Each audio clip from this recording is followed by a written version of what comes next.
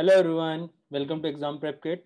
आई hope आपने ड्यू जेट का मॉक वन दिया होगा, हमारा फ्री वाला। अगर नहीं दिया तो इफ पॉसिबल अभी वीडियो को पॉज करके या एंड करके www.examprepkit.com पे जाओ और एक बार ये फ्री मॉक ट्राई करना। मे भी शायद से अगर आपको अच्छा लगे, मे भी शायद से आपको हेल्प तो करेगी, होपफुली। ठीक है, सो आप मॉक का स्टार्ट करते हैं। आई नो क्यूए सेक्शन सबसे डिफिकल्ट लगा होगा आपको या सारे सेक्शंस में, एंड सबसे एक्साइटमेंट, सबसे ज़्यादा एक्साइटेड भी इसी का एनालिसिस देखने में होगे कि इसको क्वेश्चन कैसे करना था, कितने डिफिकल्ट क्वेश्चन हमारे इजी वे में कैसे होगा, कैसे नहीं होगा। कई सारे डाउट्स भी होंगे आपके। तो स्टार्ट करते हैं। हर क्वेश्चन में सिमिलरली जैसे हमने एलआर सेक्शन में करा था, हर क्वेश्चन में पॉसिबल होगा तो दो तीन मेथड से देखेंगे, एंड अगर हो सकेगा डीप कंसेप्ट भी पॉसिबल होगा तो वो भी ट्राई करेंगे। तो वीडियो थोड़ी सी लेंदी होगी, बट स्टार्ट करते हैं, चलो। ठीक है,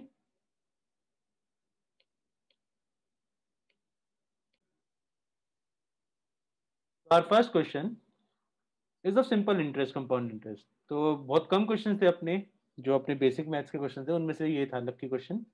तो क्वेश्चन है, sum of money becomes 8 times itself in 12 years at the rate of simple interest.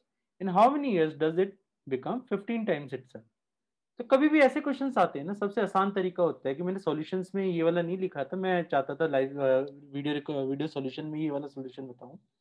ये लिखा है 8 times itself in 12 years। You can say अगर आपका कोई सम इनिशियली मान लेते हैं पी था, तो उसमें वो 8p हो गया इन,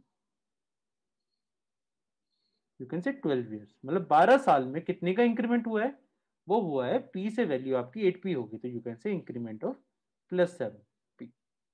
तो टेक्निकली आपका in case of simple interest, हम हमेशा सिंपल इंटरेस्ट डिफरेंस की फॉर्म में देखते हैं। तो मतलब आपका यहाँ पे 7p का इंक्रीमेंट हुआ है, तो सिमिलरली आप ये कह सकते हो कि अगले 12 साल में अगेन 7p का इंक्रीमेंट होगा। तो 7p का इंक्रीमेंट हुआ तो ये कितना हो गया हमारा? हो गया 15p। तो टेक्निकली आप यू कैन से p आपका 15 टाइम्स इटसेल्फ हो गया। कितने साल लगे? 12 साल प्लस 12 साल। Answer is 24 years। तो टेक्निकली ये क्वेश्चन आपका मेरे अकॉर्डिंग 20 सेकेंड्स का क्वेश्चन था, अगर आपको इसका मेथड आता है तो। आई होप सॉल्यूशन क्लियर होगा। दूसरा मेथड है, आपने जो रिटर्न सॉल्यूशन होगा उसमें देखा होगा, थोड़ा लेंदी हो जाते हैं, वो टेक्स्ट बुक अप्रोच है, बट आई फील ये वाली ट्रिक आपको समझ आ गई होगी। सेम चीज अगर कंपाउंड इंटरेस्ट का क्वेश्चन होता तो मे बी 15 टाइम्स इटसेल्फ नहीं पूछा जाता। कंपाउंड इंटरेस्ट का अगर क्वेश्चन होता तो शायद से 64 टाइम्स इटसेल्फ पूछा जाता। उसमें क्या होता है, अगर पी है, अगर आपका 8p है, तो यहाँ पे हम ये नहीं देखते 7p का इंक्रीमेंट है, विल सी कि मल्टीप्लाई बाय 8 हुआ है वो 12 साल में, तो अगले 12 साल में वो इसका मल्टीप्लाई बाय 8 मतलब 64p हो जाएगा। एंड सो ऑन, ऐसे पैटर्न चलता जाएगा कंपाउंड इंटरेस्ट का। तो कंपाउंड इंटरेस्ट का क्वेश्चन आता तो आपके केस में आपसे 15 टाइम्स नहीं पूछा जाता, 64 टाइम्स पूछते for given values. I hope सबको कंसेप्ट क्लियर होगा। नेक्स्ट देखते हैं। नेक्स्ट है ये वाला क्वेश्चन कि which are the following when simplified reduces to unity. So थोड़ा सा you can say negligible but थी कैलकुलेशन, मतलब 1 डेढ़ मिनट लग जाता है इस क्वेश्चन में। तो आपकी चॉइस थी एकदम से एग्जाम में, अगर स्टार्टिंग में फर्स्ट क्वेश्चन है एंड आपको बहुत ज्यादा हड़बड़ी है कि मेरे को 33 क्वेश्चन करने हैं, तो मे भी अगर आपको मन हो तो छोड़ सकते हो कि बाद में कर लेंगे, थोड़ी सी कैलकुलेशन है। But otherwise simple normal calculation है लॉग की। तो सारे को आपने कैलकुलेट करा होगा, पहले वाले को कैलकुलेट करते हैं। अब आपको दिख रहा होगा √3 की कितनी पावर, 81 को क्या लिख सकते हैं? 81 can be written as, you can say √3 to the power 8 होता है। ठीक है, तो इसका मतलब लॉग 81 टू द √3 क्या हो जाएगा? That will be equal to 8। ये क्वेश्चन किस में कन्वर्ट हो जाएगा? This will convert into log 1.5, and यहाँ पे log 8 टू द बेस 4। तो ऊपर वाला पार्ट क्या आएगा? log 1.5 आ जाएगा, क्योंकि log 8 to the base 4 is 1.5। तो log 1.5 to the base 1.5 that is equal to 1। मतलब फर्स्ट वाला तो आपका रिड्यूसेस टू यूनिटी तो आ रहा है। सेकंड वाले को देखते हैं। अच्छा, सेकंड वाले में आई होप आपको प्रॉपर्टी पता होगी, log a plus log b वाली प्रॉपर्टी यूज करेंगे, दोनों का बेस सेम है। तो ये हो जाएगा, this will convert into log to the base 2, and यहाँ पे ऊपर आ जाएगा 2 ही आ जाएगा। तो this is also equal to 1। तो ये भी 1 आ गया। ऐसा कोई ऑप्शन है 1 इन 2 वाला?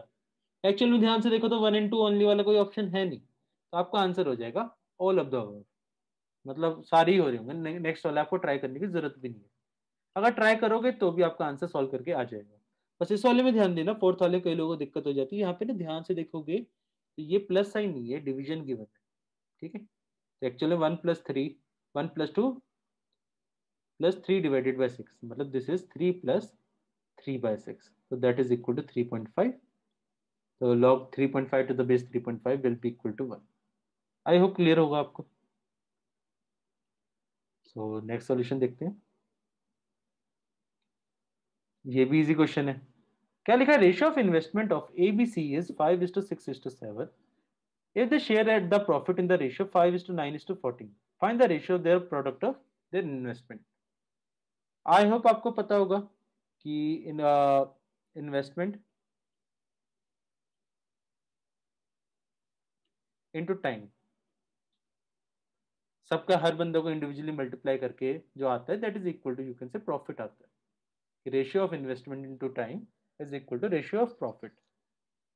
सो यहाँ पे आपका इन्वेस्टमेंट गिवन है 5:6:7 गिवन है, पीरियड ऑफ इन्वेस्टमेंट मतलब टाइम पीरियड, एंड प्रॉफिट का भी ये गिवन है।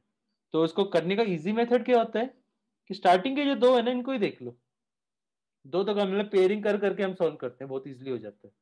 यू कैन से अगर हमारा टाइम का इन्वेस्टमेंट का रेशियो जैसे 5:6:7 है, एंड टाइम का इन्वेस्टमेंट का रेशियो मान लेते हैं X:Y:Z मान लेते हैं, ओवरऑल रेशियो आ रहा है 5:9:14। तो टेक्निकली क्वेश्चन का मतलब ये है that 5x:6y:7z is equal to 5:9:14। I hope आपको वैल्यूज दिख रही होंगी बहुत इजीली, क्या फिल करनी चाहिए यहाँ पे वैल्यू, कि यहाँ पे वैल्यू आनी चाहिए आपकी कि x की वैल्यू 1 आ जाएगी, y की वैल्यू यू कैन से 3.2 कर दें, सॉरी 1.5, 3/2, तो ये आ जाएगा, और z की वैल्यू 2 पे आ जाएगा। तो इनका रेशियो क्या आ जाएगा फाइनली 2:3:4 आ जाएगा। आप ये भी कर सकते थे इसमें, इससे आपका आंसर आ गया ए ऑप्शन। अदरवाइज आपको पूरा करने का मन नहीं है तो इन दोनों को देख लो, सिंपली यू कैन से 5x/6y इज इक्वल टू 5/9, यहाँ से 5 कटा, x/y इज इक्वल टू आ गया 2/3। तो आप ऑप्शन में भी चेक कर सकते हैं किस ऑप्शन में पहले और दूसरे में 2:3 का रेशियो है, वो एक ही ऑप्शन में, तो that is A option. I hope आपको दोनों मेथड समझ आ गए होंगे। नेक्स्ट देखते हैं। ये वाला क्वेश्चन आपको मेरे अकॉर्डिंग थोड़ा सा डिफिकल्ट क्वेश्चन था। डिफिकल्ट एज इन मतलब थोड़ी सी मेहनत थी, और एकदम से ना स्ट्राइक नहीं करता कि क्या करें इस क्वेश्चन में क्या ना करें, कि आपको simple A B equal to A given है, B A equal to B given है। So first of all common mistake बता रहा हूँ। कॉमन मिस्टेक क्या होती है, सबसे पहले लोगों को दिखता है कि अच्छा A B equal to A है, B A equal to B है, तो कई लोग ट्राई करते हैं कि ए इनवर्स से मल्टीप्लाई कर देते हैं। तो अगर ए इनवर्स से मल्टीप्लाई करा तो आपका आ जाएगा A inverse into A into B is equal to A inverse A. You can say B आ गया आपका, आई आ गया, एंड आपने उसके अकॉर्डिंगली सिमिलरली आपका ए इक्वल टू आई आ जाएगा। एंड कई लोगों का आंसर आया होगा इसका डी ऑप्शन। अब इस चीज से प्रॉब्लम क्या है, छोटी सी प्रॉब्लम ये है कि आपने खुद से अजम्पशन ले लिया that A is a invertible matrix. Question में कहीं पे भी मेंशन नहीं है that A is invertible matrix, इसलिए ये वाला सॉल्यूशन गलत हो जाएगा। बिकॉज इन्वर्टिबल मैट्रिक्स की आप गारंटी नहीं कर सकते, इट मे और मे नॉट बी, बिकॉज ये वाली कंडीशन तो ए और बी हमारी नल मैट्रिक्स होती तो भी ट्रू हो जाता। तो हम बाय डिफॉल्ट इसको इन्वर्टिबल मैट्रिक्स कंसिडर करके हम स्टार्ट नहीं कर सकते। तो करना क्या है, अब प्रॉपर मतलब इसका मतलब इन्वर्स से तो वर्क नहीं होगा, इसका मतलब जो चीज गिवन है उसके अकॉर्डिंगली वर्क करना पड़ेगा। तो आपको गिवन है A B equal to A and B A equal to B. तो यू कैन से अगर इसको हम ऐसा करते हैं, बी ए से मल्टीप्लाई कर देते हैं, यहाँ पे ऊपर नीचे बी ए से मल्टीप्लाई करेंगे तो ये आ जाएगा B A B is equal to B. अच्छा अब हमारी क्या लिखा है, बी ए तो हमारा बी के बराबर होता है, तो ये वाला पार्ट आपका बी हो जाएगा, तो you can say B into B is equal to B, और you can say B square is equal to B आ गया। सिमिलरली यहाँ पे भी सेम चीज कर सकते हैं, अगर हमने ए से मल्टीप्लाई किया यहाँ पे दोनों में, तो ये क्या जाएगा, A B will be equal to A, this will be A square is equal to, इससे क्या पता चला that B square is equal to B and A square is equal to A. ठीक है, सो आप ट्राई करते हैं। अब आपसे पूछे a प्लस बी की पावर 7, अब पावर 7 निकालना तो थोड़ी सी मेहनत हो सकती है। तो ऐसे वाले क्वेश्चंस में सबसे इजी मेथड क्या होता है, एक पैटर्न देख लेते हैं कि पावर से कुछ पैटर्न बनता हो, क्योंकि आंसर नोटिस करो a प्लस बी की फॉर्म में है। ठीक है, तो एक बार ट्राई कर लेते हैं पैटर्न क्या बनता है। कि अगर हम a प्लस बी का होल स्क्वायर ट्राई करते हैं, सो a प्लस बी का होल स्क्वायर होता हमारा ए स्क्वायर। इसमें कॉमन मिस्टेक होती है, कई लोग ट्राई करते हैं 2ab लिख देते हैं। याद है मैट्रिसेस में 2ab नहीं लिख सकते, आप लिखोगे A square plus B square plus A B plus B A. So this will be equal to A square तो हमारा ए हो गया, B square is B, A B is A and B A is B. So this thing is equal to twice of A plus B. ठीक है, similarly अगर हम cube पर try करते हैं, अगर ए प्लस बी का होल क्यूब है, वो आ जाएगा हमारा ए प्लस बी का whole square into A plus B. A plus B का होल स्क्वायर क्या था,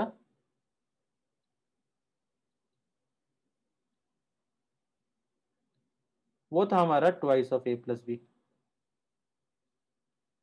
ये ए प्लस बी आ गया। तो technically this thing is equal to twice of A plus B का होल स्क्वायर।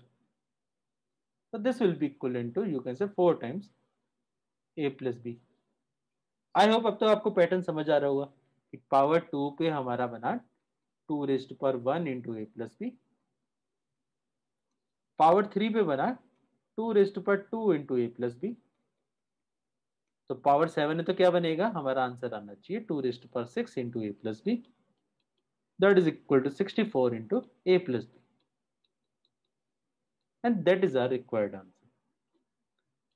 आई होप क्लियर होगा आपको। एग्जाम में करने लायक मतलब थोड़ा सा मुश्किल था क्वेश्चन, थोड़ा सा टाइम लग सकता है, बट लास्ट में करते हैं ऐसे क्वेश्चन। स्टार्टिंग में करोगे तो मे भी इसके कारण ना आप इजी क्वेश्चन मिस आउट कर जाओ या प्रेशर आ जाए, मतलब शायद से सोचना पड़ता है। ऐसे क्वेश्चन को हमेशा लास्ट के लिए स्किप करना है, लास्ट में करना है ऐसे क्वेश्चन। ठीक है, नेक्स्ट देखते हैं। नेक्स्ट है इसी चीज का एक्सटेंशन है, सेम टाइप के क्वेश्चन थे, दोनों के मेन डेटा सेम है, बस क्वेश्चन चेंज हो गया। कि आपका है जो सिमिलर हमने फिर कंडीशन यूज कर दी वो यूज कर सकते हैं, that A square equal to A है and B square is equal to B. But यहाँ पे एक के बारे में ही पूछ रहा है। सो आपसे पूछा है ए प्लस 1 का टू द पावर 5 कितने के बराबर होगा। ठीक है, कोई प्रॉब्लम नहीं है।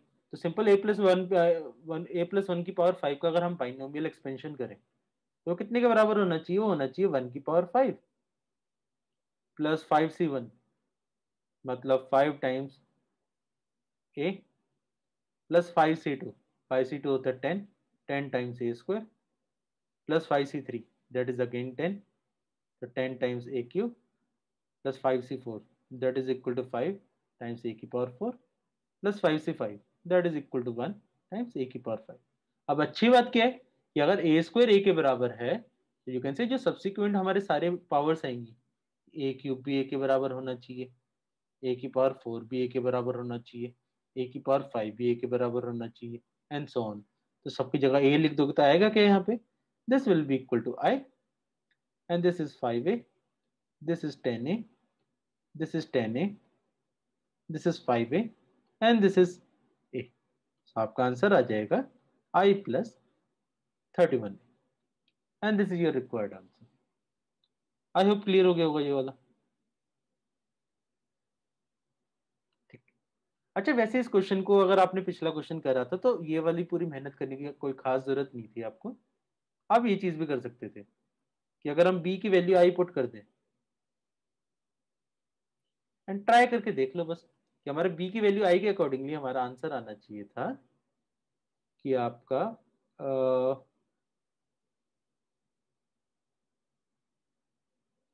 कि a प्लस बी की पावर 5 होता है, जैसे लास्ट क्वेश्चन था हमारा, a प्लस बी की power 5 should be equal to 16 times a plus B आना चाहिए था आंसर। ठीक है, अब आप दोनों की वैल्यू अगर a और b equal to i put कर दो, जस्ट इन केस एग्जाम्पल ऐसे ले लिया इस केस में, तो अगर ये पुट करोगे तो यहाँ पे क्या होगा, यहाँ पे हो जाएगा आपका 32i आना चाहिए आंसर। अब यहाँ पे भी पुट करके देख लो, a की वैल्यू i पुट करने में 32i किस केस में आ रहा है आंसर, वो आ रहा है आपका सी ऑप्शन में। तो C option is your required answer. ठीक है, आई होप क्लियर होगा ये वाला। पिछले क्वेश्चन में हमने क्यों नहीं अप्लाई किया था आई वाला, क्योंकि आई वाले से ना आपके दो आंसर्स आ रहे थे, डी भी पॉसिबल था, सी ऑप्शन भी पॉसिबल था। क्योंकि सी ऑप्शन भी ध्यान दो, अगर ए और बी दोनों को अगर आई पुट करोगे तो हमारा 128 आई आएगा, तो ये भी आंसर पॉसिबल है, ये भी आंसर पॉसिबल है। इसलिए हमने बोला कि ट्राई नहीं करा था, और secondly also invertible methods given नहीं थे। नेक्स्ट देखते हैं। इस क्वेश्चन में मैंने नोटिस करा था, टेलीग्राम ग्रुप में भी कई स्टूडेंट्स पूछ रहे थे, कई लोगों को डाउट था। एक्चुअल में ना इस क्वेश्चन को ध्यान से पढ़ोगे, बहुत इजी क्वेश्चन है ये, बिल्कुल भी डिफिकल्ट क्वेश्चन नहीं, एकदम से बस देखने में डर लगता है। एंड पूरे मौके में मैंने सारे क्वेश्चंस वही डालने की ट्राई करी थी कि आप देख के मे भी शायद से घबरा जाओ, बट अगर आपको अपनी कॉन्फिडेंस कंसेप्ट पे कॉन्फिडेंस है और अगर आप क्वेश्चन ट्राई करते हो तो आपको आंसर गारंटीड आएगा। मतलब कैलकुलेशन, ये मैट्रिसेस के दो क्वेश्चन थे, इनके अलावा रेयरली किसी क्वेश्चन में कैलकुलेशन थी, सारे आपके ऐसे थे कंसेप्ट बेस्ड क्वेश्चन थे। अभी देखते हैं कंसेप्ट बेस्ड कैसे थे। अच्छा, आपको लिखा है function B a function whose domain is -5 to 7। मतलब यहाँ पे जो वैल्यू जाएगी 5 से 7 के बीच में ही जाएगी, और कोई वैल्यू नहीं जा सकती। आपसे पूछा domain of F of G X, मतलब जो जी एक्स जो वैल्यू जा रही है, जी एक्स की वैल्यू आपकी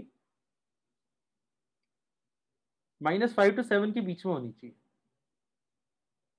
बट अच्छी बात क्या है, G X is a modulus function, तो मॉडुलस फंक्शन तो कभी नेगेटिव हो ही नहीं सकता, वो तो पॉजिटिव ही आएगा। इसका मतलब आप कह सकते हैं that value of G X is between is should be less than 7, कि 0 से 7 के बीच में होना चाहिए, क्योंकि नेगेटिव तो हो ही नहीं सकता ये जी एक्स की वैल्यू, बिकॉज मॉडुलस फंक्शन है। इसका मतलब जी एक्स आ गया आपका mod 2x+5 should be between 0 to 7। इसका मतलब यू कैन से 2x+5 की वैल्यू -7 से 7 के बीच में होनी चाहिए। अब तो आपके लिए सिंपल हो गया होगा, +5 दोनों तरफ करोगे, सॉरी -5, तो ये आ जाएगा -12 से लेके 2x 2 तक, एंड x की वैल्यू इज बिटवीन -6 to, बस इतना ही करना था, and that is your required answer. तो हमेशा भरोसा रखना, क्वेश्चन देखने में डराने वाला लगता है आपको, भरोसा रखो अपने कंसेप्ट पे, आपको आंसर आएगा। ठीक, चलो नेक्स्ट देखते हैं। क्वेश्चन ध्यान से पढ़ना होता है बस। अब ये क्वेश्चन है, अब कई लोगों का हो गया होगा दिमाग खराब कि हमें तो पता ही नहीं पीरियोडिक फंक्शन होता क्या है। पीरियोडिक फंक्शन का थोड़ा सा एक बार साथ साथ में कंसेप्ट बता देता हूँ, वैसे यूट्यूब पे कराया हुआ है। पीरियोडिक फंक्शन होता है, सिंपल सी लैंग्वेज में बोला जाए, function which repeat itself after a specific interval of time is called periodic function, and smallest possible interval after which it repeat itself is called period of that function. For example, अगर आपका sine x है, sine x का अगर आपने graph देखा होगा तो something कुछ ऐसा होता है।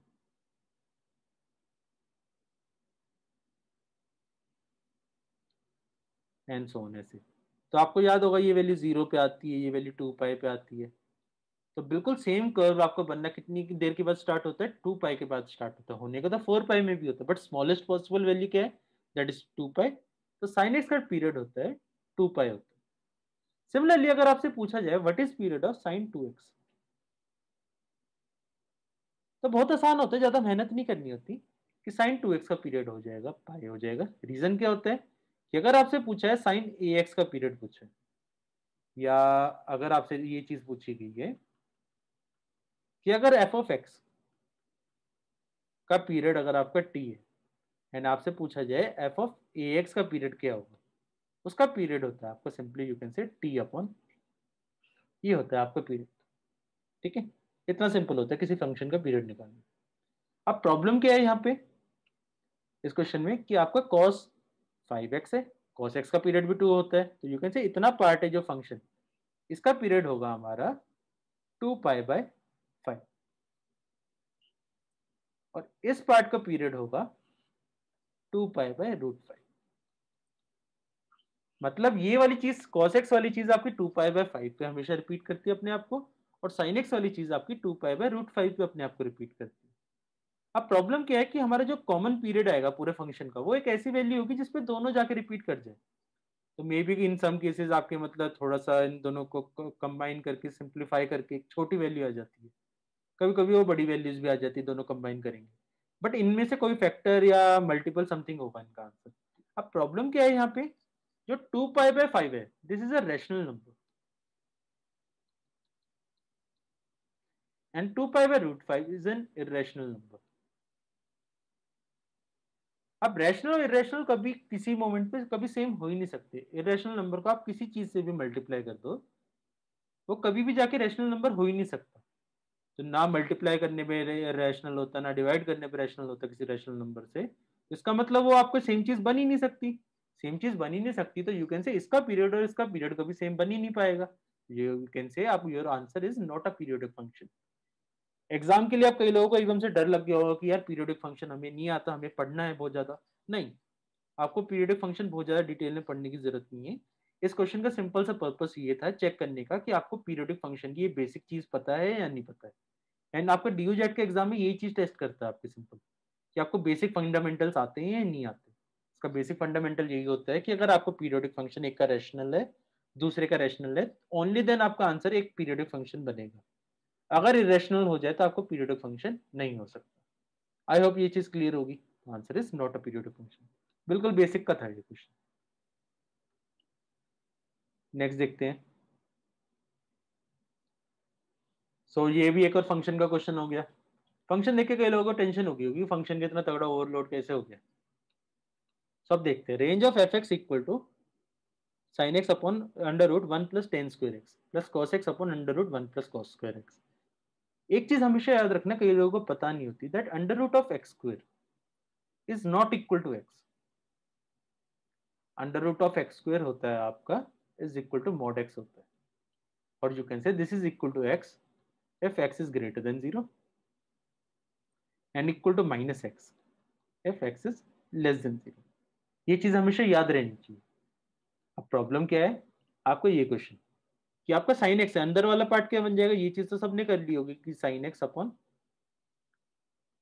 Under root sec square X, ठीक है। एंड ये वाला cos X upon under root cosec square X. तो आपका यहाँ पे बना होगा sine X into mod cos X plus cos X into mod sine X. अब ये चीज डिपेंड करती है आपकी रेंज पे कि किस रेंज में देख रहे हैं, क्योंकि क्वाड्रेंट्स पे मैटर करेगा। कि अगर फर्स्ट क्वाड्रेंट होगा, फर्स्ट क्वाड्रेंट में क्या होता है कि साइन एक्स पॉजिटिव होता है, कॉस भी पॉजिटिव होता है। तो अगर दोनों पॉजिटिव हो जाएंगे तो आपका आंसर बन जाएगा साइन 2x बन जाएगा। कोई दिक्कत ही नहीं होगी, इजीली सॉल्व हो जाएगा। इन सेकंड क्वाड्रेंट साइन तो पॉजिटिव होता है, कॉस नेगेटिव हो जाता है।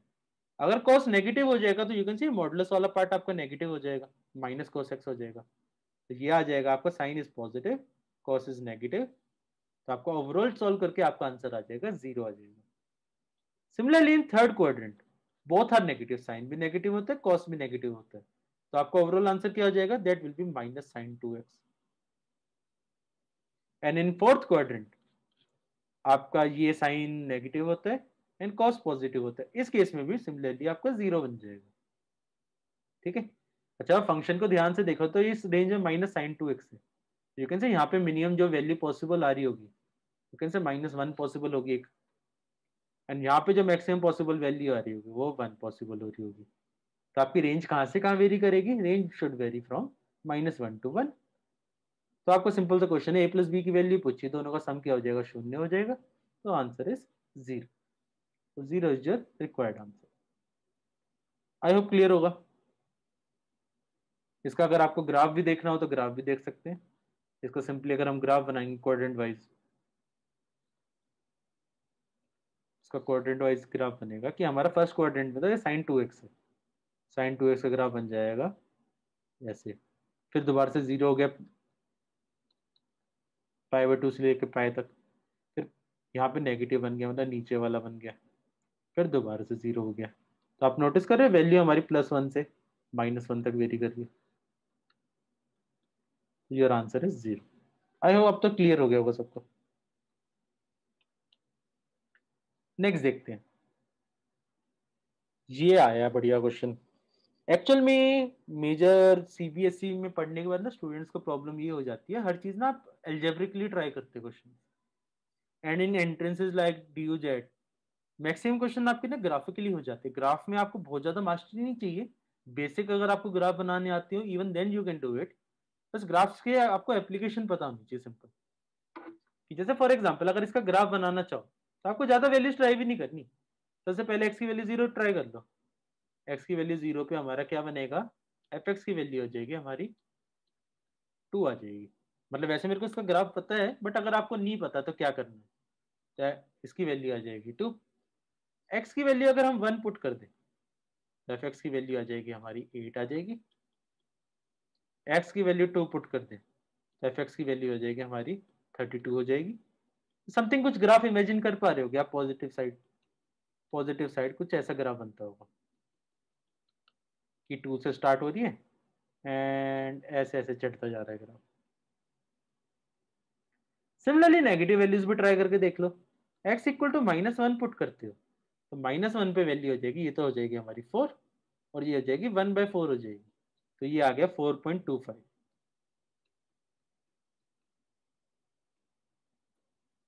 तो 0 पर तो ये था, -1 पे आती है 4.25, तो मतलब समथिंग कुछ यहाँ पे आती है वैल्यू। ठीक है, x इक्वल टू -2 ट्राई करते हैं। -2 पे ही तो हो जाएगा 16 और डिवाइडेड बाय 1/16, तो ये आ जाएगा F X equal to 16 plus 1/16, तो that is equal to you can say 16 plus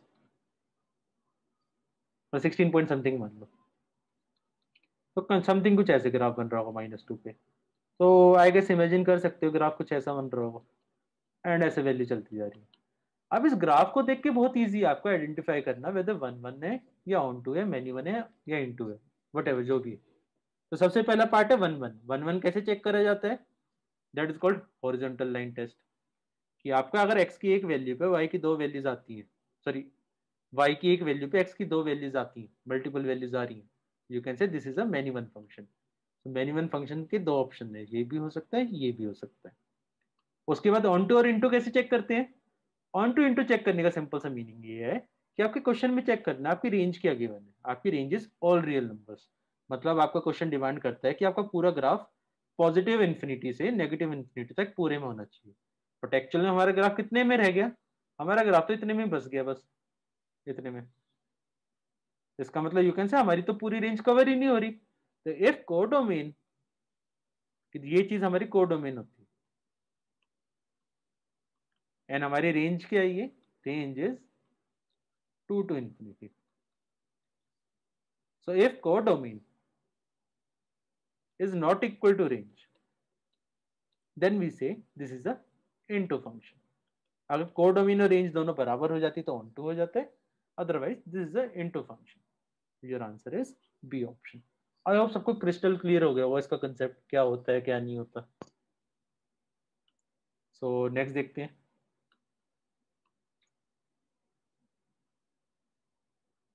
next आ गया अब वेक्टर्स वाला। आई होप सबका वेक्टर का कंसेप्ट कवर्ड होगा, सबको याद होगा कि वेक्टर में क्या करते थे क्या नहीं करते थे। ठीक है, कि सिंपल है। ऑर्थोगोनल वर्ड का मतलब क्या होता है, ऑर्थोगोनल मींस परपेंडिकुलर, मतलब 90 डिग्री। तो 3 unit vectors orthogonal to vector this, मतलब ऑर्थोगोनल टू वेक्टर दिस ये है, तो इसका मतलब you can say dot product should be 0। हमारा डॉट प्रोडक्ट तो 0 होना चाहिए इनका। ठीक है, and making equal angles with X and Y axis. इसका मतलब यू कैन से जो एक्स कोएफिशिएंट, मतलब coefficient of I and coefficient of J, वो बराबर होना चाहिए। तो उसका मतलब ऐसे लिख देते हैं ए आई जे प्लस ए जे, समथिंग कुछ ऐसा होना चाहिए हमारा वेक्टर होगा जो। ठीक है, सो वैसे तो आप ऑप्शन में भी देख सकते हो कि आपका ऑप्शन है, अगर ऑप्शन के थ्रू करना है तो बहुत ईजी है। जैसे ये वाला तो कट गया, ये दोनों बराबर होने चाहिए। ठीक है, सिमिलरली ये दोनों बचे, अब इनमें कैसे टेस्ट करोगे, इनका डॉट प्रोडक्ट ट्राई करके देख लो। इस वाले का डॉट प्रोडक्ट आ जाएगा 0 आ जाएगा, इस वाले का नॉट इक्वल टू 0, तो obviously your answer is A option. अब कई लोग बोलेंगे कि नन ऑफ दिस भी है, थोड़ी सी मन की शांति का है कि आप ट्राई करके देख लो, 90 डिग्री भी आ रहा है, ये वाली कंडीशन भी सेटिस्फाई कर रहा है और किसी चीज की आपको जरूरत ही नहीं है, this is your required answer. ठीक है, अदरवाइज आप कर सकते हो मेहनत। मेहनत क्या करेंगे, हम लेट करेंगे वेक्टर को कि हमारा कोई भी वेक्टर है, वेक्टर को वी मान लेते हैं कुछ भी, is equal to you can say A I cap plus A J cap plus B K cap, अगर ये हमारा वेक्टर है, ठीक है, as it makes equal angle with X and Y axis, इसलिए इनका डॉट प्रोडक्ट मतलब A into -1 plus A into 2 plus B into 2, ठीक, this should be equal to 0। तो यहाँ से इक्वेशन क्या बनेगी, यहाँ से बनेगा a plus 2b is equal to 0। एक इक्वेशन तो ये बन गई। तीसरी चीज क्या है, आपका यूनिट वेक्टर गिवन है। यूनिट वेक्टर गिवन है तो इसका मतलब technically you can say A square plus A square plus B square should be equal to 1। यहाँ से वैल्यू पुट कर दो, ए की वैल्यू -2b है, ए की वैल्यू -2b पुट करोगे तो यहाँ पे आ जाएगा 4b square plus 4b square plus B square equal to 1। तो b की वैल्यू आ गई हमारी ±1/3। अब b की वैल्यू आ गई तो a की वैल्यू भी आ जाएगी, a की वैल्यू आ जाएगी हमारी +-2/3 एंड करस्पॉन्डिंगली आपका आंसर आ जाएगा ये ऑप्शन। बट आई फील इतना टाइम लगाने की जरूरत नहीं थी, जो ग्रीन पेन से मैंने जो मेथड बताया वो बेटर था, आप उसके अकॉर्डिंग कर सकते थे। नेक्स्ट देखते हैं, ये था आपका काइंड ऑफ थोड़ा सा मतलब डिफरेंट था क्वेश्चन। ऐसे आपको कंसेप्ट सबको पता होगा कि पोजीशन वेक्टर लिखना आता हुआ अगर आपके 2 पॉइंट्स लिखे हैं, एंड आपको लेंथ ऑफ प्रोजेक्शन भी निकालनी आती होगी कि किसी का एक से दूसरे से प्रोजेक्शन। तो आपका सबसे पहले वेक्टर, अगर हमारा पी क्यू वेक्टर निकालना है हमें, तो पी क्यू वेक्टर क्या होगा, पी हमारा कौन सा पॉइंट है, ये रहा। तो P Q vector will be 2i cap plus minus 2j cap and plus k cap.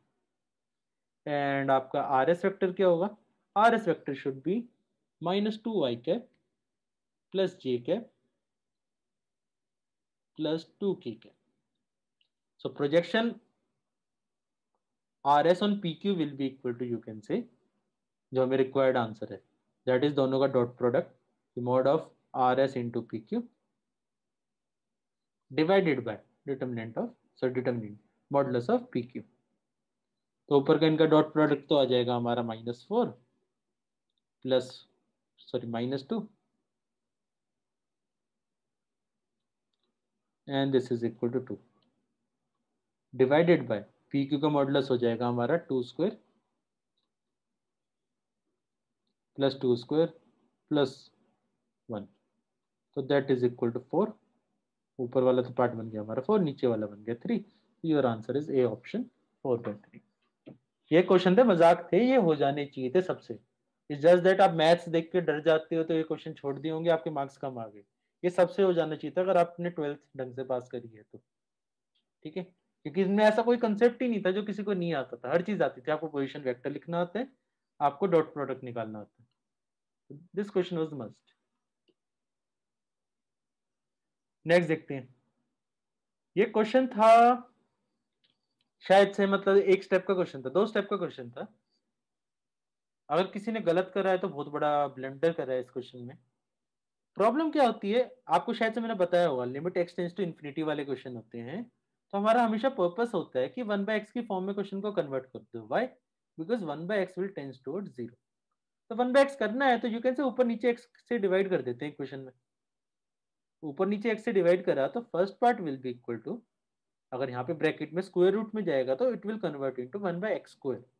तो this will be 1 plus 1/x square.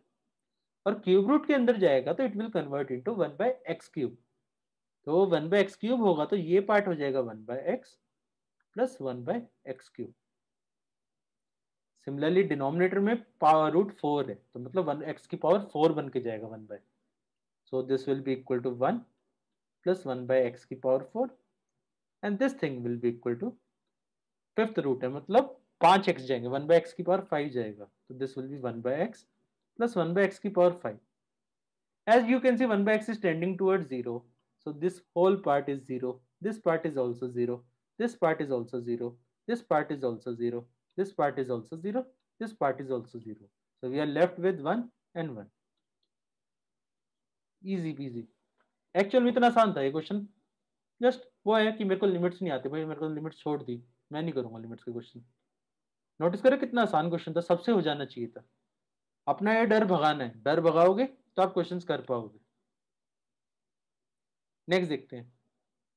अब ये था, इस क्वेश्चन में आपको कलम उठा मतलब पेन उठाने की जरूरत नहीं थी आपको, सिंपल करना क्या था, कंसेप्ट की बात थी बस। कि अब आपका लिखा है, पढ़ा होगा आपने स्कूल में कि हमारा sum of two continuous function is a continuous function. वही कंसेप्ट यूज करा गया, बस थोड़ी सी डिफरेंट चीज कर दी। देखो क्वेश्चन में ध्यान से पढ़ना, एक वर्ड है मे बी।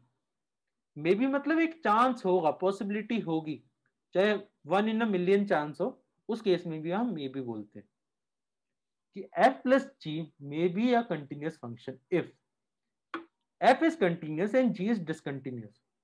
तो अगर डिसकंटिन्यूअस फंक्शन को किसी कंटिन्यूअस फंक्शन से प्लस माइनस समथिंग करेंगे तो आपका आंसर गारंटेड डिसकंटिन्यूअस आने वाला है।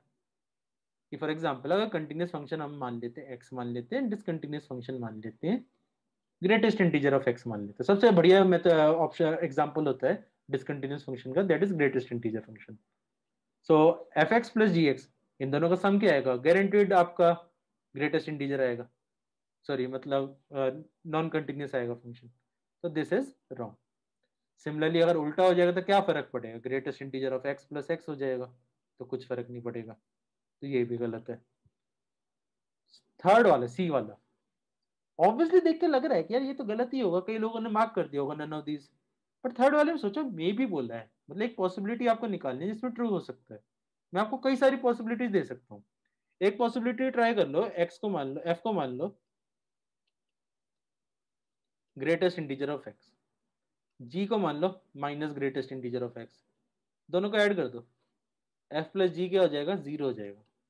जीरो क्या होता है, कांस्टेंट फंक्शन है, कांस्टेंट फंक्शन मतलब वाई इक्वल टू जीरो, मतलब एक एक्स एक्सिस को ही बोल देते हैं वाई इक्वल टू जीरो। तो वाई ये एक्सिस आपका एक कंटिन्यूस फंक्शन है, तो दिस इज करेक्ट। दूसरा आप ये भी ट्राई कर सकते थे कि अगर एफ एक्स मान लेते हैं X plus greatest integer of X and G X मान लेते हैं X minus greatest integer of X, दोनों को ऐड करोगे तो क्या बन जाएगा, 2x बन जाएगा। Even this is continuous function, तो in this case there is a possibility of having continuous function, तो आंसर इज सी ऑप्शन। ये पूरा कंसेप्चुअल क्वेश्चन था। ऐसे क्वेश्चन कामली करने होते हैं, आराम से पढ़ना होता है, हो जाते हैं। अपने कंसेप्ट स्ट्रॉन्ग रखने, थ्योरेटिकल क्वेश्चन बहुत आते हैं डीयूजेट में। डीयूजेट में ऐसे ही होगा जैसे स्मॉक में हुआ था कि एक पॉइंट के बाद आप क्यूए बंद कर दोगे।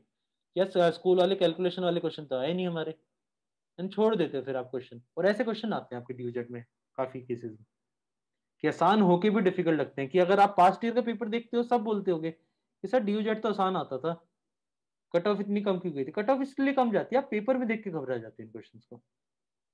ठीक है, आगे वाले मॉक्स में ट्राई करेंगे, घबराए ना हो। अब ये वाला क्वेश्चन आ गया। अब इसको करने के दो मेथड है, याद है हमने यूट्यूब पे जो क्लास करी थी लिमिट्स की, उसमें एक रेमन इंटीग्रल पढ़ा था, आप उससे भी कर सकते हो, एक नॉर्मल हमारे एपी के मेथड से भी कर सकते हो, एपी नहीं सॉरी जीपी के। ध्यान से देखो कि अगर हमारा 1/n कॉमन बाहर निकल जाए तो अंदर वाली जीपी बन रही है, और कॉमन रेशियो ई रेस्ट पावर 1/n की कॉमन रेशियो आर क्या है हमारा, ई रेस्ट पावर 1/n। तो जीपी का सम का फॉर्मूला क्या होता है, A into R raised power n -1 upon r-1। ठीक है, तो इस चीज को सिंप्लीफाई करोगे तो this will be equal to e-1 into 1 upon E raised power 1/n -1 upon 1/n। इस चीज पे फोकस करो, ये 1/n है, ये वाला 1/n को हम नीचे लिया है ऐसे। अच्छा, focus on this thing. I guess आपने एक प्रॉपर्टी पढ़ी होगी कि एफ, देखो n is tending toward infinity है तो 1/n इज टेंडिंग टुवर्ड 0। आपने पढ़ा होगा if x is tending toward 0 e raise to power x -1 upon x, this is tending toward 1, so this whole thing will be equivalent to 1 and your answer is simply e-1। so e-1 is your required answer। I hope आपको ये वाला method समझ आया होगा। Proper simple अपना normal हमने GP का formula लगाया, हमारा आंसर आ गया। ये देखने में खतरनाक लग रहा था बट है नहीं खतरनाक एक्चुअल में क्वेश्चन। और दूसरा मेथड है जो रेमन इंटीग्रल, उससे भी इतना डिफिकल्ट नहीं है, उससे भी देखते हैं एक बार।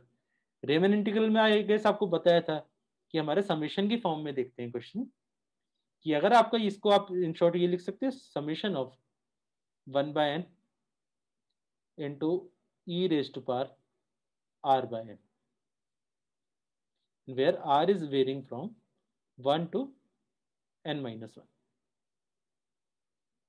कि r की वैल्यू 1 नहीं, सॉरी, r की वैल्यू 0 से लेके n-1 तक वेरी कर रही है। तो इसका इंटीग्रल में कन्वर्जन क्या होता है? इसका इंटीग्रल में कन्वर्जन होगा कि अगर यहाँ पे लिमिट लगाएंगे r/n तो यहाँ पे 0 आ जाएगा, अपर केस में 1 आ जाएगा, and this will be e raise to power x dx। इसको सिंपली सॉल्व करोगे तो ये आ जाएगा e raise to power x 1 and 0, तो answer is e raise to power 1 minus e raise to power 0, that is equal to e-1। किसी को ये चीज़ रिवाइज करनी है तो लिमिट्स की क्लास में करा था हमने यूट्यूब पे, इसके 5-6 एग्जाम्पल करे थे हमने, एक बार जाके डिटेल में भी चेक कर सकते हैं। Riemann integral D Z express में करा था हमने।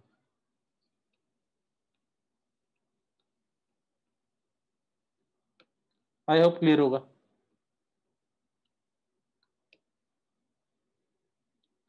नेक्स्ट आ गया ये वाला भी हम कर चुके हैं क्वेश्चन, बहुत आसान क्वेश्चन है। क्या नाम होता है इस सीरीज के लिए? This is called telescopic series.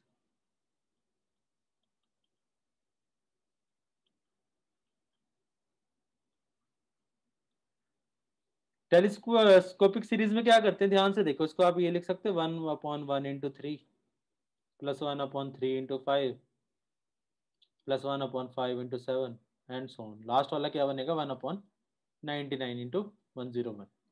आपको इसका शॉर्टकट बताया हुआ कि कितने का गैप होता है, दो का गैप है, तो आपको सिंपली लिखना होता है 1/2, फिर फर्स्ट टर्म लिखनी होती है 1/1 लिखनी होती है, और लास्ट टर्म लिखनी होती है 1/101 लिखनी होती है। बस सिंपली ये आंसर आ जाता है, पूरी मेहनत भी करने की जरूरत नहीं।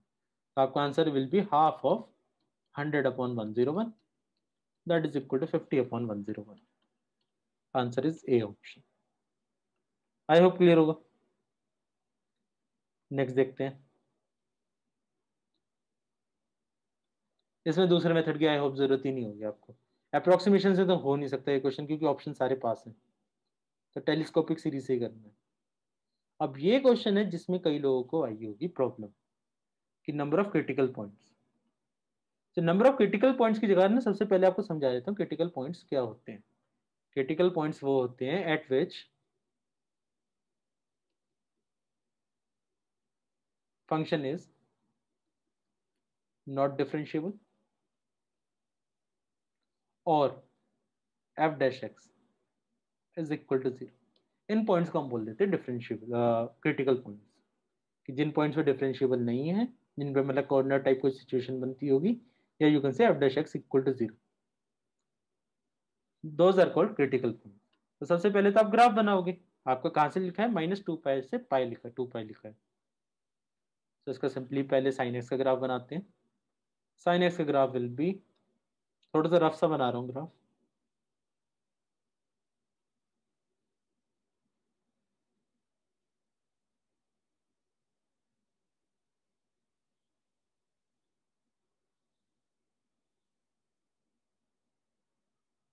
Something like this.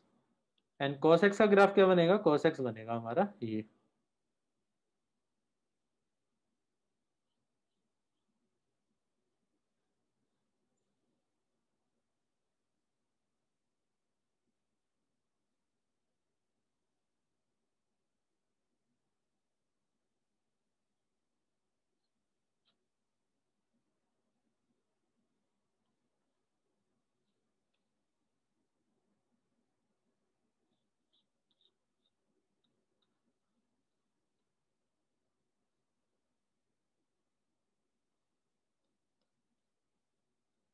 ठीक है।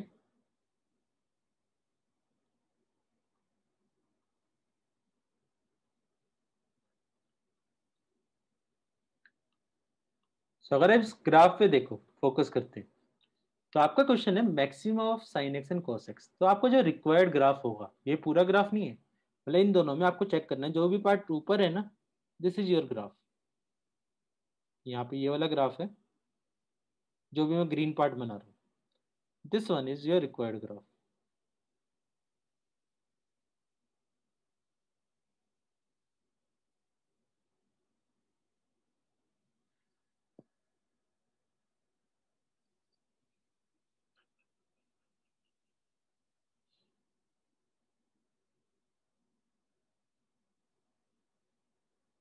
अब आपको सिंपली क्या करना है, पॉइंट्स देखने जिसपे हमारा tangent parallel to X axis हो। वो तो ऐसे हमारे 3 पॉइंट आते हैं, एक पॉइंट आता है ये, दूसरा पॉइंट आता है ये, और तीसरा पॉइंट आता है ये, कि हमारे ये 3 पॉइंट आते हैं। ठीक है, कि -2 पाई से 2 पाई के बीच, दोनों इंक्लूडेड नहीं है, इनके अंदर देखना था। तो 3 पॉइंट तो हो गए हमारे, ये 1 2 और 3। बाकी किन पॉइंट्स पे हमारे कोऑर्डिनेट्स आ रहे हैं ऐसे, जिसमें हमारा फंक्शन मतलब चेंज हो रहा है cos x से sin x, वो आगे हमारा एक पॉइंट ये आगे, दूसरा पॉइंट आ गया ये आगे, तीसरा पॉइंट आ गया ये आगे, एंड चौथा पॉइंट आ गया ये आगे। तो आपके 4 पॉइंट्स दिए हो गए, 3 पॉइंट्स दिए हो गए, तो your answer is 7 and that is your required answer. तो ये चीज बताना चाह रहा था ग्राफ कितने इंपॉर्टेंट है, कि अगर आपको इसका ग्राफ पता है तो आपके लिए कितना आसान हो गया। अदरवाइज अलजेब्रिकली तो ऑनेस्टली मुझे भी नहीं पता आप कैसे निकालोगे, पागल हो जाओगे शायद से निकालते निकालते, बहुत टाइम लग जाएगा। इतनी इक्वेशन लिखोगे, बहुत ज्यादा टाइम लग जाएगा मे बी से। वो ग्राफिकली इतना इजी क्वेश्चन हो गया कि आप इमेजिन करके भी कर सकते थे इस चीज को, काफी रफ ग्राफ बना के भी कर सकते थे। सो नेक्स्ट क्वेश्चन देखते हैं, आई होप क्लियर होगा ये वाला। नेक्स्ट आ गया ये वाला, कि find the largest term in the sequence E N equal to N upon N square plus 100। इस क्वेश्चन को करने के 3 मेथड्स है। फर्स्ट मेथड ये है, अगर कुछ स्ट्राइक नहीं कर रहा, किसने बोला है हर मैथ से तो आपको डिफरेंशिएशन करनी है, ऑप्शन यूज कर लो। थोड़ा सा टाइम लगेगा आपको, लगेंगे मतलब मे बी 2 मिनट्स लगेंगे। 2 मिनट्स में आपका आंसर गारंटेड आ जाएगा। मतलब 5 वैल्यू पुट करके देखो, जैसे 5/125, मतलब ये वैल्यू आ गई 1/25। 7 पुट करोगे तो 7/149। 8 पुट करोगे तो 8/164। 4 पुट करोगे तो 4/104। और 10 पुट करोगे तो 10/200। तो आप नोटिस करो ये वाली वैल्यू आ रही है 1/20, और इन सब में सबसे बड़ी वैल्यू ये दिख रही होगी 1/20। नोटिस करो बाकी में से कोई भी आपका 120 टाइम से बड़ा है, क्योंकि 7/20 होता तो 140 होता, 8/160 होता अगर 20 टाइम्स होता, और 4/80 होता। इन सारी वैल्यू से बड़ी है ये वाली value. Your answer is D option. 2 minute भी नहीं, एक्चुअल में 1 मिनट में हो जाता है ये, आपकी कैलकुलेशन फास्ट है तो। दूसरा मेथड है, अगर जस्ट इन केस आपको ये नहीं करना, पढ़े लिखे हैं, हमने मैथ्स पढ़ी है पूरी 11th 12th में, इतनी मेहनत करी है, हम करेंगे डिफरेंशिएशन करेंगे, तो डिफरेंशिएशन से भी हो सकता है। या डिफरेंशिएशन से पहले एक और दूसरे मेथड से बताता हूँ। सेकंड मेथड इज, अगर आपको थोड़ी बहुत पसंद है, दैट इज एएमजीएम इनइक्वालिटी। एएमजीएम इनइक्वालिटी से भी हो सकता है। कैसे? आपको इसकी लार्जेस्ट टर्म निकालनी है, मतलब आप you can say N can be written as 1/n + 100/n। तो आपको इस चीज की मिनिमम वैल्यू निकालनी है। तो आई गेस आपको बताया होगा कि इन दोनों का प्रोडक्ट नोटिस करो, n इंटू 100/n आपका 100 के बराबर होता है। तो अगर आपको n + 100/n की मिनिमम वैल्यू निकालनी है, ये वैल्यू कब आती है? When both the terms are same, दोनों टर्म बराबर होनी चाहिए। मतलब ये वैल्यू भी 10 होगी, ये वैल्यू भी 10 होगी। ये n की किस वैल्यू पे 10 आती है? ये आती है n = 10 पे आती है value. n = 10 is your required answer. This is your AMGM equality. जिन्होंने ध्यान से सीरीज की क्लास में AMGM इक्वलिटी पढ़ा होगा, उनका आंसर आ गया होगा इसका। थर्ड मेथड है, वैसे आपने सॉल्यूशन में देखा होगा थर्ड मेथड, वो भी कर सकते हैं। वो वाला मैं बता नहीं रहा, थर्ड मेथड आप ट्राई कर लेना एक बार यूजिंग डिफरेंशिएशन। कि आपको सिंपल यही करना है, an इक्वल टू आ जाएगा आपको 1/n + 100/n। तो आपको मिनिमम वैल्यू निकालनी है, find minimum value of n/100/n। तो किस वैल्यू पे n की आ जाएगी, डिफरेंशिएट करोगे आपका आंसर आ जाएगा। डिफरेंशिएशन कर भी देता हूँ चलो। तो इसका डिफरेंशिएशन आएगा 1 - 100/n²। ठीक है, तो n की वैल्यू आ जाएगी आपकी, n² आ गया आपका 100, एंड n की वैल्यू आ जाएगी +-10। अब एक बार आपको डबल डिफरेंशिएट करके चेक करना पड़ेगा किस में मैक्सिमम आ रहा है किस में मिनिमम आ रहा है। ऑब्वियसली आपको 10 दिख गया तो क्यों चेक करना, आपको पता है 10 पे आंसर आ रहा होगा, बाकी ऑप्शन तो है नहीं। तो your answer is D option. I hope तीनों मेथड क्लियर हो गए होंगे, तीनों मेथड से आपके तीनों कंसेप्ट भी क्लियर हो गए होंगे कि ऑप्शन के थ्रू कैसे करते हैं, AMGM इक्वलिटी को यूज करते हैं तो कैसे करते हैं, एंड AOD का application, sorry application of derivative. Next देखते हैं ये वाला क्वेश्चन। इस वाले क्वेश्चन में भी कई लोगों को प्रॉब्लम ये भी थोड़ी बहुत आई हो, ज्यादा नहीं तो थोड़ी बहुत तो आई होगी। ठीक है, कि क्या है आपका F X equal to X square plus one by X square and G X equal to X minus one by X. तो कई लोगों को एक चीज तो स्ट्राइक करी होगी कि एफ एक्स है जो हमारा, अगर इसको हम जी एक्स मान लें तो F X is technically G X का होल स्क्वायर माइनस टू के बराबर है। अगर किसी को समझ नहीं आया तो you can say X square plus one by X square can be written as X minus one by X का होल स्क्वायर माइनस टू नहीं सॉरी प्लस टू के बराबर। तो प्लस टू इतने के बराबर आ जाएगा। ठीक है, तो एफ एक्स इतना आ गया, आपको H X by G X निकालना है। तो आपसे पूछा है local minimum value of H X, तो आपका एच एक्स आ जाएगा technically you can say G X का whole square plus two upon G X. तो this is equal to G X plus two by G X. अभी कई लोगों को strike कर रहा होगा कि पिछले क्वेश्चन में अगर हमने ऐसे क्वेश्चन में एम जी एम इनक्वलिटी लगाई है तो हम इसमें क्यों नहीं लगा सकते, लगा सकते हो और इसी के अकॉर्डिंग आंसर भी आ जाएगा। कि अगर इस चीज की आपको पता है कि G X into two by G X, अगर ये चीज आपकी टू के बराबर होती है तो आपकी सम की मिनिमम वैल्यू कब आएगी, जब both terms are individually equal. तो मतलब G X equal to root two पे वैल्यू आनी चाहिए एंड रूट टू पे इसकी वैल्यू क्या आएगी, आप ट्राई करके देख लो, root two plus two by root two, that will be equal to two root two and two root two is your required answer. मतलब विदाउट डिफरेंशिएशन आपको एक सॉल्यूशन दिया है using AMGM inequality, that is your B option. ठीक, अगर differentiation के साथ देखना है तो डिफरेंशिएशन के साथ भी कर लेते हैं। फिर क्या करना है, थोड़ा सा ये बस ये लास्ट वाला जो मैंने एएमजीएम इनइक्वालिटी से किया है इस वाले पार्ट को ट्राई कर लेते हैं। ऐसा कर लेते हैं जी एक्स को हम टी मान लेते हैं कि let G X equal to T, तो this will convert into T plus two by T. तो अब हमें इसकी मिनिमम वैल्यू निकालनी है, तो एच डैश टी क्या हो जाएगा, that will be equal to one minus two by T square. तो टी की वैल्यू आएगी प्लस माइनस रूट टू। फिर क्या करोगे, एच डबल डैश टी करोगे, एच डबल डैश टी आ जाएगा आपका three sorry six upon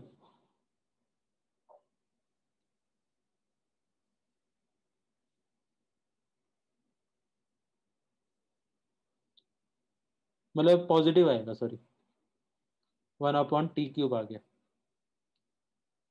sorry मैं डिफरेंशिएशन भूल गया यार, minus one two by T square. हाँ ये आ जाएगा फोर अपॉन टी क्यूब। ठीक है, so four upon T cube आ गया, मतलब आपका मिनिमम किस पे आ रहा होगा, when this is positive. Minimum मतलब पॉजिटिव वैल्यू पे आ रहा होगा, रूट टू वैल्यू पुट करोगे इसका मतलब रूट टू पे आपका मिनिमम आएगा। रूट टू को आप यहाँ पे पुट करोगे तो आपका आंसर आ जाएगा root two plus two by root two, that is equal to two root two. This is your required answer. आपको जो मेथड अच्छा लगे आप आगे फॉलो कर सकते हो। अब दो क्वेश्चन में आपने नोटिस करा कि एओडी भी यूज हो जाता है लोकल मैक्सिमम मिनिमा, और आपका एएमजीएम इनइक्वालिटी भी साथ यूज हो सकती है। तो आप पे डिपेंड करता है आपका कंफर्ट लेवल किस पे। नेक्स्ट देखते हैं, ये शायद से मैं बोलूंगा पेपर का सबसे आसान क्वेश्चन था, इवन वी और एलआर से भी आसान था। कि वी एल आर और जी में आसान क्वेश्चन लगे थे ना, उससे भी आसान था। क्या बचपन से एक चीज पढ़ते आए हो कि सारी प्रोबेबिलिटीज का सम हमारा वन होता है, इन सबको ऐड कर दो, मतलब 81 lambda is equal to one, lambda is equal to one open 81। मतलब क्वेश्चन डालते वक्त मेरे को एक बार शक हो गया था कि मेरे को ये डालना चाहिए या नहीं डालना चाहिए, इतना आसान क्वेश्चन था ये। आई होप क्लियर होगा ये वाला, कि sum of all the probabilities is equal to one. Next देखते हैं, अब ये चीज आ गई, ये भी काफी लॉजिकल क्वेश्चन था, इसमें आपको कैलकुलेशन की जरूरत नहीं थी। मे भी कई लोगों ने शायद से वेन डायग्राम बना के ट्राई करा हो एंड आंसर आ गया होगा आपका। ठीक है, अदरवाइज काफी लॉजिकल क्वेश्चन था। क्या लिखा है, let ABC be three mutually independent events, consider the two statement S1 and S2। Statement one क्या है कि A and B union C are independent. अच्छा, इंडिपेंडेंट इवेंट्स क्या होते हैं, in which P of A intersection B is equal to होता है P A into P B. ऐसे इवेंट्स को हम बोलते हैं इंडिपेंडेंट इवेंट्स बोलते हैं। तो इसका एक प्रॉपर जो टेक्स्ट बुक अप्रोच है वो तो आपने सॉल्यूशन में देख लिया होगा, रिटन सॉल्यूशन में। वो वाला सॉल्यूशन नहीं बता रहा मैं, दूसरा सॉल्यूशन बताना ट्राई कर रहा हूँ।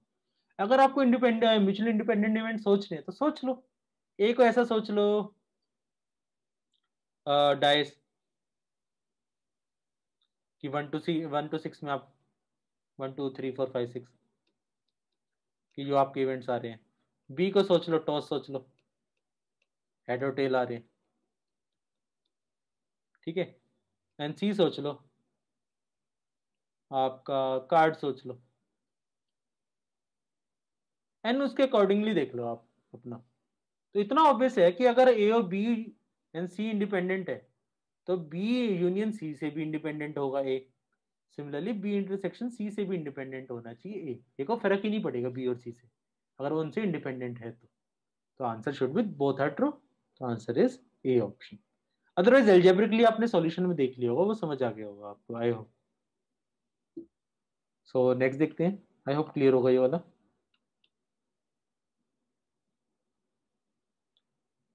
Find the area of cyclic quadrilateral. अच्छा, इसका मैं अपने एंड पे यूट्यूब पे अगर मैंने इसकी क्लास ली थी तो मैंने एक गलती करी थी इसमें शायद से। फॉर्मूले में छोटी सी एरर थी। इसका जो एरिया का फॉर्मूला होता है, एरिया का फॉर्मूला होता है S minus A into S minus B into S minus C into S minus D. YouTube में ना जल्दबाजी में ध्यान नहीं रहा था, मैंने गलती से एस लिख दिया था जब एक बार सेशन लिया था ज्योमेट्री का। तो इस चीज़ को आप रेक्टिफाई कर लेना। उस चीज़ को रेक्टिफाई करवाने के लिए मैंने ये क्वेश्चन दिया था कि पता चले एग्जाम में ये क्वेश्चन आ जाए और आपसे गलती हो जाए। तो जिसने भी क्लासेस फॉलो करी और अपना लाइव टेस्ट दिया हमारा, उसकी वो गलती नहीं होगी ये वाली। तो फिर उसके बाद तो सिंपल है, आपको बस सेमी पेरीमीटर क्या हो जाएगा, सेमी पेरीमीटर हो जाएगा, इनका सम आ गया हमारा 20। तो सेमी पेरीमीटर हो जाएगा आपका इक्वल टू 5, सॉरी 10। इनका sum 10 20 divided by 2, that is equal to 10। तो हमारा एरिया ऑफ ट्रायंगल आ जाएगा, क्वाड्रिलेटरल आ जाएगा, that is 10 minus A that is 8, 10 minus B that is 6, 10 minus this is 4 and this is equal to 2 आ गया। तो आपका सॉल्व करके आ जाएगा ये 8 रूट 6। तो ऐसा है ऑप्शन, हाँ डी ऑप्शन है, तो D option is your required answer. I hope clear होगा। और इसका और कोई मेथड था ही नहीं, बस फॉर्मुला बेस्ड क्वेश्चन था, मेंसुरेशन का क्वेश्चन था, पता होना चाहिए आपको फॉर्मुला। अब ये क्वेश्चन आया, ये क्वेश्चन देखते तो कई लोगों को ऊपर से गया होगा ये क्या आ गया, इतने सारे इंटीग्रेशन तो हमने पढ़े ही नहीं, कोई जरूरत ही नहीं पढ़ने की, क्यों लेनी टेंशन। कि आपका क्वेश्चन की तरफ देखो एक बार ध्यान से। आपका लिखा है इंटीग्रेशन ऑफ 5 की पावर 5 की पावर एक्स, फिर 5 की पावर 5 की पावर एक्स 5 की power X D X is equal to. इस देख के तो शायद से आपको समझ नहीं आ रहा होगा कि क्या करें कैसे करें। इतना तो आइडिया लग गया हो किसी ना किसी चीज को लेट करना है। वो इतना भी ऑब्वियस होगा, बीच वाली चीज को तो लेट करके फायदा नहीं होता, तो ये वाला तो हमारे लिए बेकार है। लेट करो तो या तो इसको लेट करना होगा या इसको लेट करना होगा, ठीक है। क्योंकि हमेशा जनरली लेट करते हैं तो ऐसे एक्सट्रीम केसेस ही होते हैं आपके लेट। अच्छा, वो आप ऑप्शंस के अकॉर्डिंग देखो तो आपको दिख रहा होगा कैसे क्वेश्चन में अगर आपको कुछ स्ट्राइक ना करे ना तो you can always use options, कि ऑप्शंस को डिफरेंशिएट कर लो, डिफरेंशिएट करो जिसमें कन्वर्ट होकर आंसर आ जाए, that is your required answer. Otherwise आपको हिंट लग जाना चाहिए था कि ऑप्शन से आपको हिंट क्या लगेगा कि आप नोटिस करो log 5 की पावर क्यूब बन रहा है हर ऑप्शन में। क्यूब बन रहा है इसका मतलब अगर इस चीज को डिफरेंशिएट करा गया होगा तो 3 बार डिफरेंशिएट हो रहा होगा, मतलब चेन रूल लग रहा होगा तो 3 बार चेन रूल लगा होगा। 3 बार चेन रूल जब भी लगेगा जब यहाँ पे ऐसी कोई चीज आपने टी लेट करी होगी। तो स्टार्ट करना है तो यहीं से स्टार्ट करना है कि आपको लेट करना है 5 raise to power 5 raise to power 5 raise to power X is equal to T.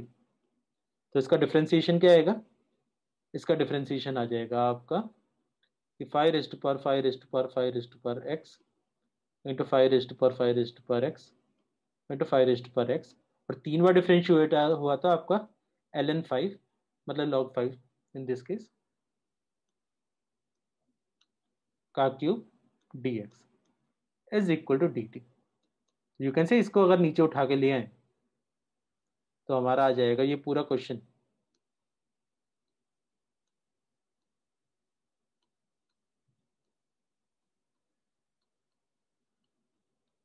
This will B actually dt upon log 5 का क्यूब। अब dt का इंटीग्रेशन तो आप कर ही सकते हो, that will be t only, your answer will be C, and C is your required answer. I hope सबको समझ आ गया होगा। और आपने नोटिस करा क्वेश्चन को अगर हम कामली पढ़ रहे हैं, बहुत ज्यादा नेक्स्ट लेवल मैंने किसी में कंसेप्ट लगाया ही नहीं, बहुत इजी क्वेश्चन थे, जस्ट दैट आप घबरा जाते हो क्वेश्चन देख के, इसलिए आपके कम आए थे। और आप नहीं, सबके साथ होता है ये वाला। तो अगर जो इस घबराहट से बाहर निकल गया उसके मैथ से बहुत अच्छे मार्क्स आ जाएंगे, एंड वो शायद से टॉपर हो जाएगा। जो घबराता रह गया उसको शायद से दिक्कत होगी। ठीक है, नेक्स्ट देखते हैं। अच्छा अब ये वाला भी है। अच्छा अब आपको चाहे कुछ पता हो या ना हो, आपको एक चीज पता होगी इनके अंदर, कि हमेशा कभी भी ये हमारा ग्रेटेस्ट इंटीजर फंक्शन आता है एंड इंटीग्रेशन में आता है, तो हमेशा इसको ब्रेक करना होता है कि एक एक के इंटरवल में ब्रेक होता है कि 1 से 2, 2 से 3, 3 से 4, ऐसे ब्रेक होगा, बिकॉज ग्रेटेस्ट इंटीजर फंक्शन है, इसकी वैल्यूज चेंज होती है। तो सबसे पहले ब्रेक कर ही देते हैं कि अगर आपको 1 से 2 है, अच्छा 1 से 2 के बीच में फ्रैक्शनल पार्ट ऑफ एक्स क्या होगा, इमेजिन करते हैं अगर एक्स की वैल्यू 1 से 2 के बीच में है, तो मतलब फ्रैक्शनल पार्ट ऑफ 1.4 मान लेते हैं, वो कितना होगा, वो होगा 0.4। इस चीज को आप ऐसे कह सकते हो, this is equal to 1.4 minus 1, क्योंकि ग्रेटेस्ट इंटीजर एक्स आपको यहाँ पे 1 आएगा, तो फ्रैक्शनल पार्ट क्या हो जाता है, fractional part is called x minus greatest integer of x. अब ग्रेटेस्ट इंटीजर ऑफ एक्स 1 से लेके 2 के बीच में 1 आता है, you can say this fractional part will convert into x minus 1, and greatest integer in this case will be equivalent to 1 dx। Similarly दूसरा case क्या होगा, 2 से 3, यहाँ पे ग्रेटेस्ट इंटीजर फंक्शन तो आपका 2 हो जाएगा, एंड हमारा फ्रैक्शनल पार्ट क्या हो जाएगा, वो x माइनस 2 हो जाएगा। फिर तीसरा केस होगा आपका 3 से 4, ग्रेटेस्ट इंटीजर फंक्शन हो जाएगा आपका 3 हो जाएगा, फ्रैक्शनल पार्ट हो जाएगा x माइनस 3 हो जाएगा। अब इसमें आप तीनों का अलग अलग सॉल्व करना चाहो, अलग अलग सॉल्व कर सकते हो, अदरवाइज आपको एक चीज दिख रही होगी कि यहाँ पे ये वाला पार्ट सबका सेम है। तो अगर आप इसको सेम वेरिएबल टी में कन्वर्ट करो, कि x माइनस 1 को यहाँ पे टी लेट कर लो, तो यू कैन से यहाँ पे ये कन्वर्ट हो जाएगा 0 to 1, कि अगर हमने लेट करा x minus 1 equal to T, तो this will convert into 0 to 1 T D T. ये वाला क्या कन्वर्ट हो जाएगा, this will convert into 0 to 1 T square D T, and this will convert into 0 to 1 T cube D T. And अब तो आपके लिए मजाक हो गया होगा, क्वेश्चन हमारा बन गया t/2 plus T cube by 3 plus T की power 4 upon 4, and values are 0 to 1, 1 to 0 sorry. तो 1 पुट करोगे तो सिंपली आपका आंसर आ गया 1/2 plus 1/3 plus 1/4, that is equal to 13/4 after simplification. तो answer is A option. I hope clear होगा ये। सो नेक्स्ट क्वेश्चन देखते हैं।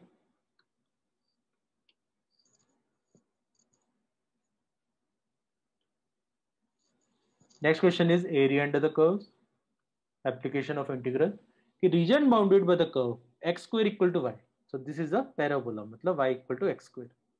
ये पैराबोला तो फेमस होता है, बचपन से बनाते ही आ रहे हो, ये तो पता होगा आपको, ये बनेगा हमारा कुछ ऐसा।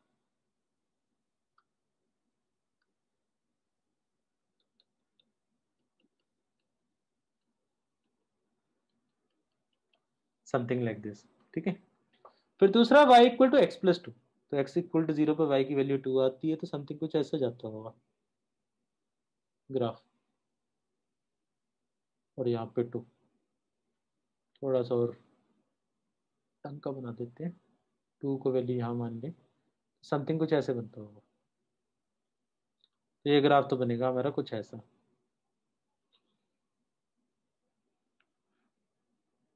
Something like this. फिर तीसरा है एक्स एक्सिस, तो मतलब एक्स एक्सिस और इसके बीच में, इन तीनों के बीच में बाउंडेड कौन सा एरिया होगा, वो होगा हमारा ये वाला रीजन पूरा, this will be R bounded region, ये वाला। अब इस वाले में तो आपको समझ आ गया होगा एरिया कैसे निकालने, यहां से रेंज तक हम लेट करेंगे हमारा function y equal to X plus 2, और यहाँ वाली रेंज में हम y फंक्शन को क्या लेट करेंगे, equal to X square let करेंगे। और यहाँ पे ये वैल्यू है हमारी 0 है, सॉरी x की वैल्यू है आपकी 0 नहीं -2 है। यहाँ पे वैल्यू आएगी, इन दोनों को बराबर कर देते हैं, X square equal to X plus 2 इतने के बराबर आएगा, तो यहाँ से x की वैल्यू आएगी X square minus X minus 2 equal to 0। X की वैल्यू आ गई आपकी -1, 2। तो -1 पे तो ऑब्वियसली -1 पे आ रहा होगा ये वाला, तो this value will be at -1 and this value is obviously 0। तो आपका पूरा इंटीग्रल है वो किस में कन्वर्ट हो जाएगा, दैट विल बी -2 to 1 आपका x plus 2 dx plus -2 to -1 and -1 to 0 x square dx। तो इसको सॉल्व करोगे तो ये आ जाएगा हमारा x square upon 2 plus 2x -1 to -2। थोड़ी सी हल्की फुल्की नेग्लिजिबल मेहनत थी, बट क्या कर सकते हैं, थोड़ी बहुत तो कर सकते हैं। 0 to -1, तो ये वाला सॉल्व करके आएगा 1/2 आएगा, और ये वाला सॉल्व करके आएगा 1/3 आएगा। 1/2 plus 1/3 equal to 5/6 and 5/6 is your required answer. तो B option. I hope clear होगा ये वाला आपको,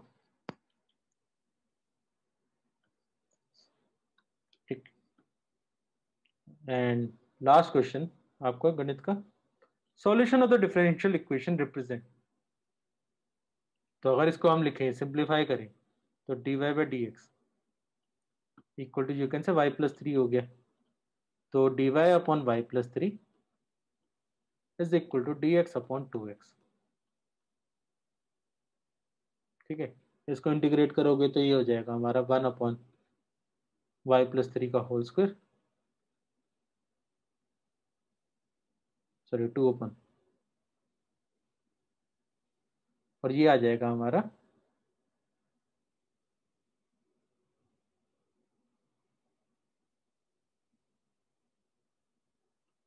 मतलब इसको सिंप्लीफाई करोगे सिंपल, तो आपको ये कटेगा, तो आपको आ जाएगा y+3 का whole square is equal to kx। ये किसकी इक्वेशन होती है आपकी, दिख रहा होगा, पैराबोला की इक्वेशन होती है। तो आंसर इज पैराबोला। तो this is your required answer.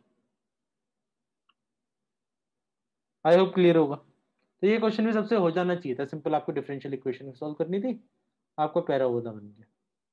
So thank you everyone, I hope आपको मॉक्स अच्छे लगे होंगे एंड कुछ सीखने को मिला हो। अगर सीखने को मिला हो तो आप आगे मॉक्स भी ट्राई कर सकते हो, सिमिलर वीडियो सॉल्यूशन आपको मिल जाएंगे। ठीक है, सो बाय, टेक केयर।